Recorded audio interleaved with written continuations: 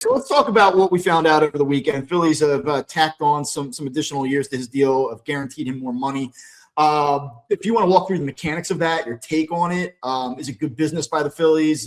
Is it good business by Sanchez? Like, how do you look at this thing?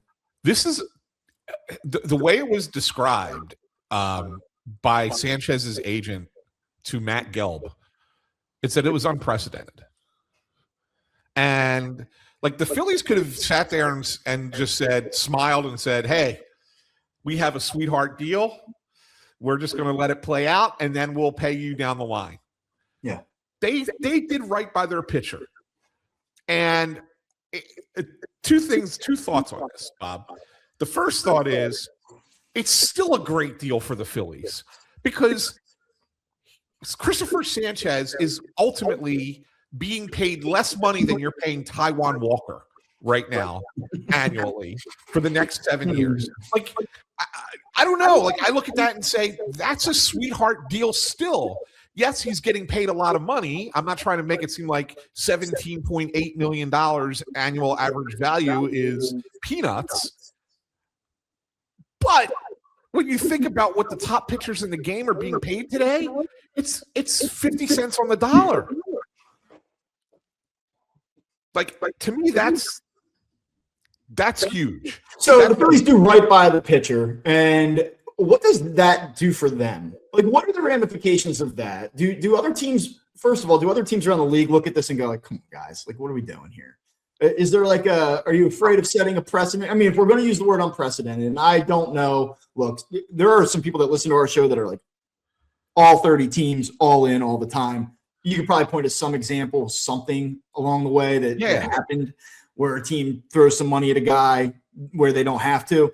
I would also point out that it does give them extended control beyond what they would have otherwise had. So if Cristopher Sanchez is about to embark on a 6 or 7 year run, they're going to save money on the back end of this deal by having done what they're doing. Yes. You know, there is some benefit in terms of long-term control. You kind of cross that bridge when you get to it. But yeah, I mean, up front, they gave him money that they would not have otherwise needed to give him. Yes, and that's the second part of this. And you're right. I'm sure there are some teams out there saying, Phillies, what the hell are you doing? Like, we don't do this. Like, this is not done in the sport. And I think the Phillies, you know, in a way, this is, I don't want to compare it to the Dodgers deferring money, you know, and all that stuff. Like, the Dodgers have found ways of doing things that nobody else does in baseball, and everybody else complains about it. But maybe the Phillies do this, and you look and you see, and this is not like it's anything new, but people are talking about it now. Like, they have these little press conferences, and the whole team comes out and they sit there and they're supportive of their teammate. When you see the Phillies doing this and caring more about the player, that is sending a message to the rest of the league. Like, look at how we treat our players. Right. In the future, if you're a free agent and you want to come somewhere, come to Philadelphia. We'll pay your salary. We'll pay you a good contract. We'll pay the money. Oh, and by the way, if you're better than we thought you were, we might just rip up that contract and give you even more. Right. Like, that's something that's pretty rare for an ownership group to do, because most ownership groups are about the bottom line, and the Phillies just want to win so bad that they don't really care. They'll do something like that if they feel that it's warranted. So looking at the deal in 2027, he makes $6 million. 28, he makes $9 million. 29, he makes $15 million. 30, he makes $16 million. And then 2031 and 32, that's where the money really kicks in. Like, his age 34, 35 seasons, they're allocating $30 million to it. And then there's a club option for 2033. The shame of this is, as you look down it, is that he was such a late bloomer. You feel like you're on the front end of what's about to be a 10-year run of dominance, and you say, okay, well, wait a minute. The only issue with that is that he's 29 years old, or he'll be 29 years old this year. Like the question I would have, yes, you did get that additional control, but are you really going to want that control at a potential $44 million in 2033? Like, impossibly. Maybe. I mean, it's so ridiculous to look that far out, especially with the labor negotiations, the uncertainty, what we're going to come across next year. But $44 million in 7 years is probably going to be. Well, the way I look at it, Bob, is I think that they're sitting there saying to themselves, we might have some offensive regression because you got who knows what we don't know what Harper's going to be. You assume he's going to bounce back, but we really don't know. You don't know how Trey Turner's contract ages. You don't know how that Schwarber contract ages in years 4 and 5. You don't know how the Real Muto contract ages here in the next couple of years. Like, so there are potential pitfalls on the offensive side, but the Phillies are so invested now in their starting pitching over the next 5 years that they feel like they can continue to be a contender on their pitching alone, like just purely on pitching alone. And they're not wrong, like to think that way. Like it's a way to kind of bridge that gap until you can figure out what you need to do offensively. You're going to have pitchers that are going to keep you in games. Even if Cristopher Sanchez, let's say he has a little bit of a regression at some point, not saying this year, but at some point in this contract.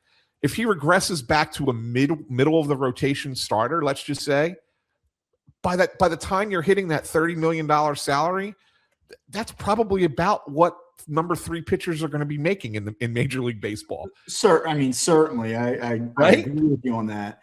What do you think it does for them in terms of planning and roster building over the next few years to kind of have the entirety of your rotation minus Zach Wheeler booked out and sort of solidified and accounted for from a financial standpoint? I mean, you look at where they're at, just to kind of quickly review this. So they have full control of Sanchez through the 2033 season.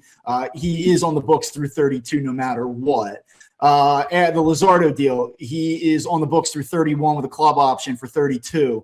Aaron Nola, for better or worse, he has an additional 5 years remaining on his deal. So they have him through 2030.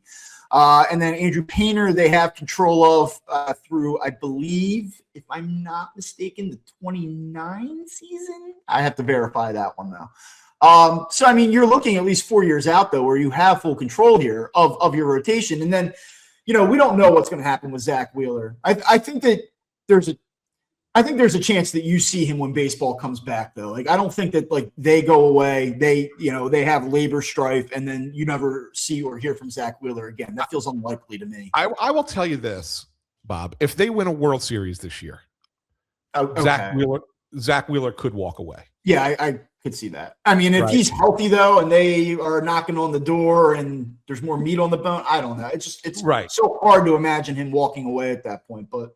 Yeah, I mean, I think it really depends on the outcome of this season and really how long that labor war goes. In all honesty, I think so.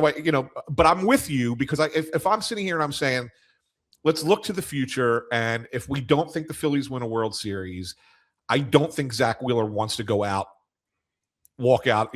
My career's over in a half season, or a quarter season, or whatever the hell 27 looks like.